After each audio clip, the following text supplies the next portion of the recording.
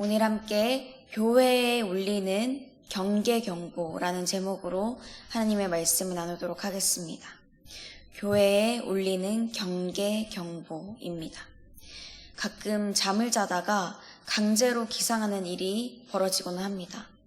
위급 재난 문자, 긴급 재난 문자, 또 안전 안내 문자, 그런 경보음이 핸드폰에서 울리는 것입니다. 지진이나 산불 같은 큰 자연재해가 일어났을 때, 또 얼마 전에 있었던 북한 오물풍선 사건, 이런 것이 생겼을 때 알림을 켜놨다면 큰 소리에 아니면 진동 소리에 깜짝 놀라면서 무슨 일이 생겼나 바로 핸드폰을 확인하게 됩니다. 이렇게 때로는 밤늦게 울릴 때가 있어서 좀 불편할 때가 있지만, 그래도 문자를 확인해야 하는 이유는 그 경보가 닥쳐오는 위험을 경계하라고 알리는 신호이기 때문입니다. 경계경보죠. 그 신호를 보든지 듣든지 할 수 있어야 정말 위급한 일이 생겼을 때 우리가 안전한 곳으로 대피하거나 안전한 행동을 취할 수 있는 것입니다. 귀찮다고 별 내용 없는데 왜 보내냐고 이렇게 알림을 꺼두면은 중요한 때의 신호를 못 보고 못 들을 수 있게 됩니다. 오늘 하나님께서도 베드로를 통해서 성도들에게, 교회에게 이런 경계의 신호를 보내십니다. 교회 안에 스며들어온 거짓 교사들에 대해서 지혜롭게 분별하며 경계하라는 거예요. 우리가 경계해야 할 거짓 교사들의 특징은 어떤 것인지, 또 어떻게 대처해야 되는지 우리 함께 말씀을 나눠보겠습니다. 구약시대에 거짓 선지자들이 있었던 것처럼 베드로 당시에도 교회 안에 거짓 교사들이 있었습니다. 그리고 지금도 마찬가지로 존재하고 있죠. 이러한 그들의 큰 특징은 예수 그리스도를 부인하고 멸망의 길로 향해 간다는 것입니다. 거짓 교사들은 예수 그리스도를 부인하고 멸망의 길로 향해 갑니다. 예수 그리스도를 부인하고 멸망의 길로 향해 간다는 게 그들의 가장 큰 특징이죠. 예수 그리스도의 능력과 권세, 권위를 인정하지 않는 것입니다. 그러다 보니까 또 그 안에서 여러 특징들이 나타나는데, 그 첫 번째가 심판을 두려워하지 않고 방탕함을 즐긴다는 것입니다. 이들은 심판을 두려워하지 않고 방탕함을 즐깁니다. 심지어는 다른 사람들도 그들처럼 방탕한 것을 따르도록 부추깁니다. 멸망의 길로 끌고 가는 거예요. 2절 말씀해 보니까 이런 거짓 교사의 유혹에 넘어가서 성도들이 그 방탕한 길을 따르고 그로 인해서 교회가, 진리가 세상으로부터 비난을 받게 된다라고 말씀합니다. 마치 구약시대의 이스라엘 백성들이 바알과 아세라를 섬겨서 문란하고 음란한 그런 생활을 하면서 하나님을 떠났던 것처럼 베드로의 시대에도, 지금의 시대에도 그렇게 행하도록 미혹한다는 것입니다. 작년에 넷플릭스에서 떠들썩했던 그런 다큐가 하나 있었죠. 나는 신이다 라는 시리즈였는데, 이단에 대해 신을 사칭한 4명의 사람과 그 주변에서 일어난 사건을 그린 다큐멘터리였습니다. 그 중에서 JMS, 이 정명석에 대한 이야기가 공개되자 많은 사람들이 충격을 받았어요. 이 사람이 자신이 메시아라고 거짓 주장을 하는 것은 물론 수많은 여신도들을 성폭행했는데, 그 피해자들이 다 키가 크고 예쁘고 정말 어린 여성들이었던 거예요. 그 예쁜 청년들이 한창 찬창한 그때를 보내야 될 이 청년들이 자신이 신이라는 정명석의 거짓말에 속아서 이 삶이 다 무너지는 걸 보면서 많은 사람들이 마음이 아파하고 또 굉장히 분노했었습니다. 정명석은 지금도 구치소에서 수감 중인데요. 그런데도 JMS 이 이단 활동은 아직도 활발하다고 합니다. 말도 안 되는 거짓말이지만 이단에 한번 빠지면 그곳에서 나오기 어려운 거죠. 그러니까 더욱 주의해야겠습니다. 둘째, 거짓 교사들의 특징은 탐욕에 빠져서 성도를 속여 이득을 챙긴다는 것입니다. 탐욕에 빠져서 성도를 속여 이득을 챙깁니다. 3절 상반절에서 그들이 탐심으로써 지어낸 말을 가지고 너희로 이득을 삼으니 라고 말씀하죠. 거짓 교사들의 목적은 돈입니다. 그 목적을 이루기 위해서 그들은 자신의 정체를 드러내지 않고 아주 친절한 모습, 화려한 언변으로 다가와 미혹합니다. 모든 고민을 다 들어줄 것처럼, 다 도와줄 것처럼 구는 거죠. 그렇게 광명한 천사의 탈을 쓰고 와서는 아무런 양심도 없이 성도들에게서 돈을 빼내가는 것입니다. 그로 인해서 이단에 넘어간 사람들은 전 재산을 잃고 반대로 교주들은 수백억, 몇 조 원을 챙기는 거죠. 유다서에서는 이런 자들에 대해서 가인과 발람, 고라의 길을 걸어가는 자들이라고 말씀합니다. 유다서 1장 11절 말씀입니다. 화있을진저 이 사람들이여 가인의 길에 행하였으며 삭슬 위하여 발람의 어그러진 길로 몰려갔으며 고라의 패역을 따라 멸망을 받았도다. 셋째로 거짓 교사들은 하나님의 주권을 무시하고 교만합니다.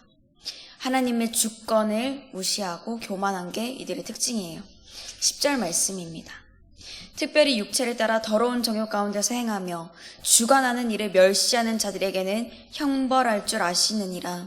이들은 당돌하고 자긍하며 떨지 않고 영광 있는 자들을 비방하거니와. 이들이 얼마나 겁이 없는지 영광 있는 자들을 비방한다라고 하죠. 하늘에 있는 영광스러운 존재들, 바로 천사에 대해서도 욕하면서 함부로 떠든다는 것입니다. 11절 말씀에서 더 큰 힘과 능력을 가진 천사들도 감히 주님 앞에서 비방하는 그런 고발을 하지 않는다고 말씀하는데, 사람인 자신들이 결코 본 적도 없고 경험해 본 적도 없고 알지도 못하는 존재들에 대해서 자기가 스스로 깨달은 교훈으로 말하고 다른 사람들을 가르친다는 거예요. 참 교만하죠. 그러면 이렇게 예수 그리스도를 부인하고 멸망의 길로 향해 가는 자들, 세부적으로는 심판을 두려워하지 않고 방탕함을 즐기고 또 탕욕에 빠져서 성도를 속여 이득을 챙기고 하나님의 주권을 무시하고 교만한 이 거짓 교사들에 대해서 대처 방법은 무엇이 있을까요? 두 번째 주제입니다. 거짓을 경계하며 말씀 앞에서 겸손히 살아야 합니다. 거짓을 경계하며 말씀 앞에서 겸손히 살아야 합니다. 거짓 교사들의 가장 궁극적인 그 핵심적인 목적은 진리의 말씀에서 성도들이 떠나게 하는 것입니다. 그 구원의 길에서 벗어나 거짓을 향하도록, 멸망의 길로 향하도록 만드는 거예요. 그러니까 진짜를 알아야겠죠. 진짜를 알아야 가짜가 구별되니까요. 참된 말씀을 가까이 하는 것을 게을리해서는 안 되는 것입니다. 특별히 말씀이 홍수처럼 넘쳐나고 있는 이때에 미혹당하기 딱 좋은 요즘 시대에 아무 말씀이나 들으면 안 됩니다. 내가 다 알아서 분별할 수 있다고, 가짜는 딱 보면 안다고, 그런 교만한 마음을 가지면 위험합니다. 거짓 교사들을 보면 바로 파악할 수 있을 것 같지만 이들은 사람들을 미혹하기 위해서 온갖 교묘한 방법과 수를 쓰면서 접근하고 활동하기 때문에 파악하기가 어렵습니다. 그럼 이제 경계 경보가 발동되는 거죠. 우리 주사랑교회는 지금 생명의 삶을 중심으로 새벽 예배를 드리고 있습니다. 이 예배를 함께 드리고 묵상하는 것입니다. 또 새벽 예배뿐만 아니라 함께 드리는 예배 가운데 선포되는 말씀을 듣고 모르는 말씀이 있으면 목사님들께 여쭤보면서, 하나님이 세우신 목자들에게 여쭤보면서 분별하는 지혜, 진리를 아는 힘을 키워가는 게 가장 안전합니다. 그 과정을 통해서 하나님께서 지혜를 주시는 것입니다. 지혜는요, 어떤 신박한 강의를 들어서, 그런 성경풀이를 들어서 이곳에서 저곳까지 한순간 점프하고 또 점프하면서 성장하는 게 아닙니다.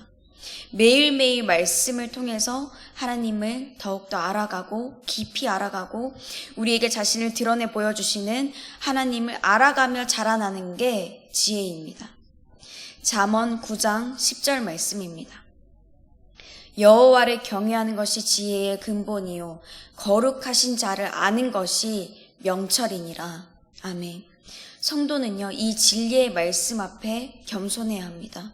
믿음과 지혜를 자라게 하시는 것도, 구원의 길까지 안전하게 인도해 주시는 것도 하나님이시라는 사실을 기억해야 돼요. 예수 그리스도를 나의 삶의 주인으로 인정하고 매 순간 성령님과 함께 동행해야 하는 것입니다. 그래야 진리를 오염시키고 거짓된 길로 이탈하게 만들려는 그런 거짓 교사들, 이단들, 악한 자들 미혹에서 보호받을 수 있는 것입니다. 나도 지키고 함께 신앙생활을 하는 내 지체도 지키고 우리 교회를 지키는 거죠.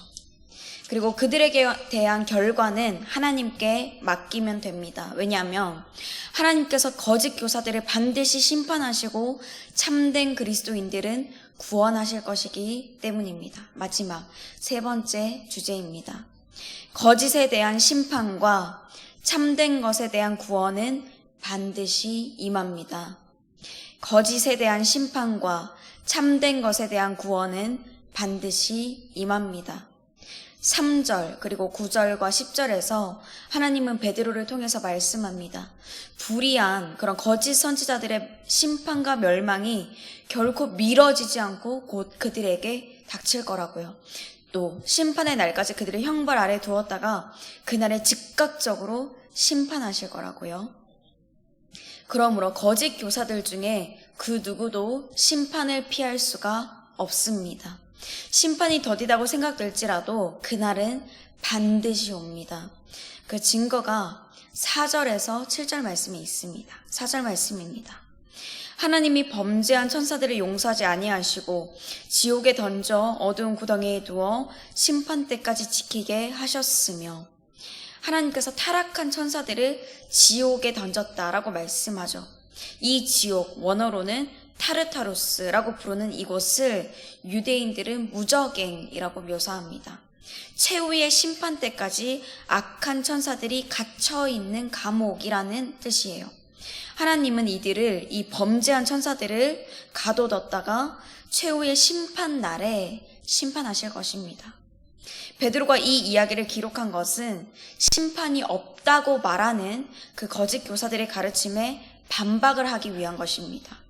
거짓 교사들은 그날에 범죄한 천사들처럼 심판을 받게 될 것입니다. 노아 시대처럼 또 소돔과 고모라의 멸망 때처럼 말이죠.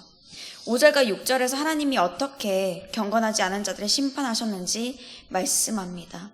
노아 때에는 홍수를 통해서, 또 소돔과 고모라는 불로 심판하셔서 죄가 되게 하셨죠. 심판을 두려워하지 않고 그 직전까지도 먹고 마시고 즐기고 세상의 쾌락에 따라 살아갔던 그들을 하나님은 정하신 때에 그 모든 악을 다 쓸어버리셨습니다. 그처럼 예수 그리스도의 생명을 주시고 사신 교회를 어지럽히고 성도들을 미혹하는 그런 거짓 교사들은 한순간에 쓸림을 당하고 비참한 최후를 당하게 될 것입니다. 그러나 하나님께서 거짓 교사들을 반드시 심판하신 것처럼 경건한 자들, 참된 그리스도인들은 반드시 구원해 주십니다.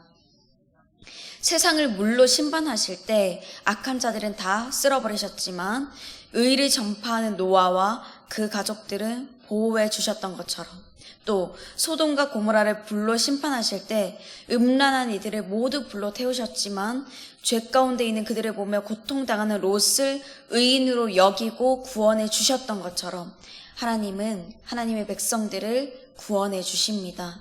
보호해 주시고 지켜 주십니다. 이 말씀은 밖으로는 그리스도인이라는 이유로 그런 고난을 받았고, 또 안에서는 거짓 교사들 때문에 힘들었던, 고통받았던 그런 소아시아에 흩어진 성도들에게 큰 위로가 되었을 것입니다. 그리고 오늘을 살아가고 있는 우리에게도 위로가 되죠. 거짓이 판을 치고 점점 더 그 범위를 넓혀가고 있는 이 세상에서 희망의 빛을 볼 수 있기 때문입니다. 거짓의 끝은 멸망입니다. 하나님께서 물과 불로 심판하셨던 것처럼 그들은 한순간에 심판을 맞이하게 될 것입니다. 그러나 우리 성도들은 하나님께서 의롭다고 여겨주시는 사람들이죠. 예수 그리스도의 보혈로 구원을 얻어 예수 그리스도의 옷을 입고 살아가는 사람들입니다. 하나님이 정하신 때에, 그때에, 그날에 우리는 온전한 구원을 얻어서 감사와 기쁨으로 살아가게 될 것입니다. 사랑하는 성도 여러분, 오늘날에도 하나님께서는 성도들이, 또한 교회가 거짓된 것에 미혹되지 않도록 경계의 신호를 계속 보내십니다. 지혜롭게 분별하며 경계하라는 말씀입니다. 거짓 교사들은 예수 그리스도를 부인하고 멸망의 길로 향해 갑니다.